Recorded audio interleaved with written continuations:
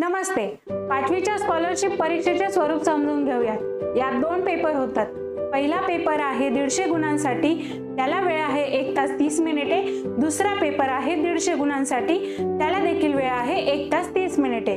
पहिल्या पेपरमध्ये 2 विषयांचा अभ्यास करावा लागतो, ज्यात प्रथम भाषा, एकूण प्रश्न संख्या 25, एकूण गुण 50.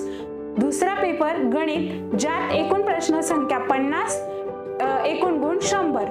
दुसऱ्या पेपर मधील पहिला विषय आहे तृतीय भाषा, ज्यात प्रश्न संख्या आहे 25, एकूण गुण आहेत 50. दुसऱ्या पेपर मधील दुसरा पेपर आहे बुद्धिमत्ता चाचणी, ज्यात प्रश्न संख्या आहे 50, एकूण गुण आहेत 100. असे 150 मार्कांचे 2 पेपर होत असतात. यापैकी 30% प्रश्न हे सरळ स्वरूपात विचारलेले असतात, 40% प्रश्न हे मध्यम स्वरूपाचे असतात आणि 30% प्रश्न हे कठीण स्वरूपाचे असतात.